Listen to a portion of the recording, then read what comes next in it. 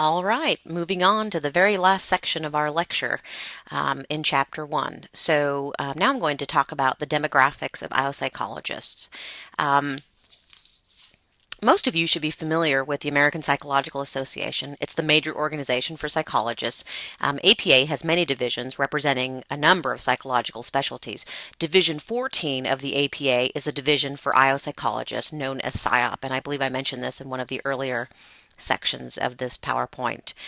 In 2005, IO psychologists represented about 5% of all members of the American Psychological Association.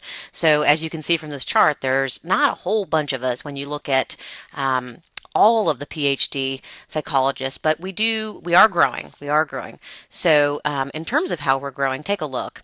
In 1985, women made up about 15% of all IO psychologists, and in 2000 that number doubled, and the ethnic minority membership has also doubled, and I'm proud to say that I contribute to both of these categories, so this is good. And then as you see above here, in terms of the number of IO programs, in 1986 there were only 23 master's programs in the country, and that went up to 74 in 2004. In addition, while there were only 44 PhD programs in 1986, that has really grown, and now there are 65. And if you didn't know it, there is a PhD IO psychology program that is really good here at U of H. And if any of you are interested, you should look into that.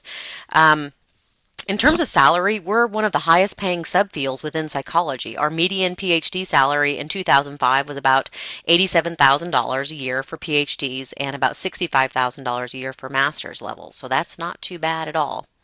So where are we employed? Where can you find us?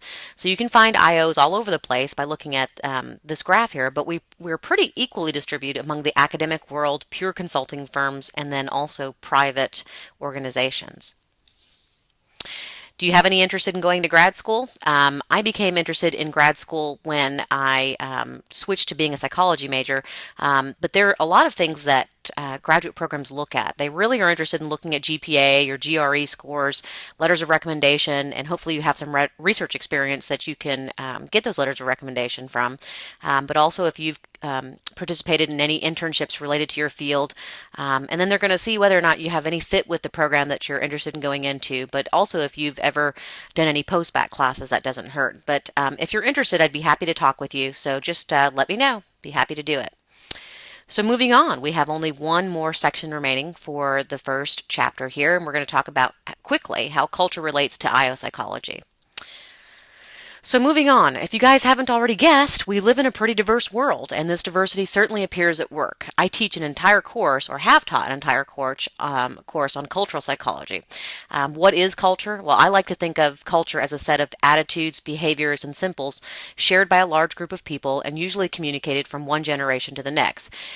It's the way people do things, pure and simple, the way we live our lives. In other words, you can think of it as the personality of a people. So what does culture have to do with IO psychology? Well, think about this. What if instead of me, you got a Taiwanese professor in IO who spoke English well, but did some other things different? Let's say the Taiwanese professor would change your course requirements and syllabus on a daily basis. What if they added assignments and exams, and they read strictly from notes, would not accept opinions or questions, wouldn't let you show emotion, and expected absolute respect in and out of the classroom? Now, you think that the Taiwanese professor would do very well with you guys? I'm guessing probably not. Well, what if I try to teach in Taiwan? If you see me face to face, you would know too that I'm pretty much a loudmouth. I get pretty excitable. I've been known to cuss quite a bit, so I'm not sure that I would do well in Taiwan either. So we care for several reasons. We care in IO psychology about culture. First of all, because tons of our companies are involved in businesses outside of the U.S. Second, 20% of our jobs are tied in some way to international trade. So we're in a global economy. We have tons of people who work abroad, people known known as expatriates. We have to work with people in different cultures, right? Do you think our hiring practices, compensation practices, and motivational techniques would work the same way as they do here everywhere else? No way, no way. In fact, the idea that you can develop theories about the United States and think that they apply everywhere else is called the West versus Rest mentality, and it's something that I want students to move away from. I don't want you to have the West versus Rest mentality. Okay, so it doesn't take a rocket scientist to figure out that some strategies we use here don't work in other countries, but it does take an IO psychologist to figure out why they don't work. So we may know that rewarding individuals doesn't work in Japan, and it doesn't because Japan is a collectivistic culture that values the group more than an individual.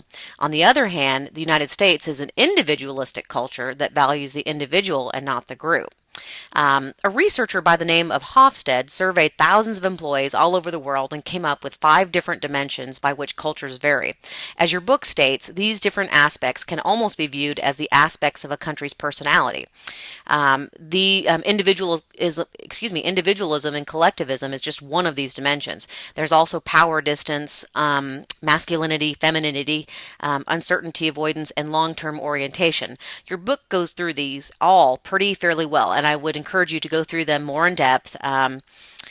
So go ahead and take a look when you get a chance. For now, just go ahead and read this section on your own, and if you have any questions, let me know.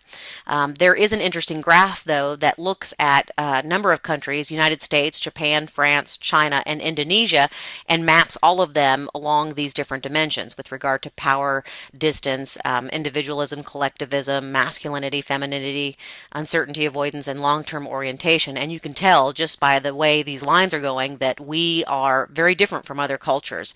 So in terms of, for example, individualism, we're very high on individualism, whereas Indonesia, for example, and China are very low on individualism and are very highly collectivistic.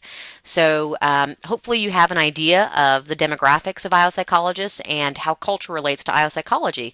And that is it for Chapter 1. Look forward to reading some responses you guys are going to make about the differences between a good job and good work. And I will talk with you soon. Take care. Bye-bye.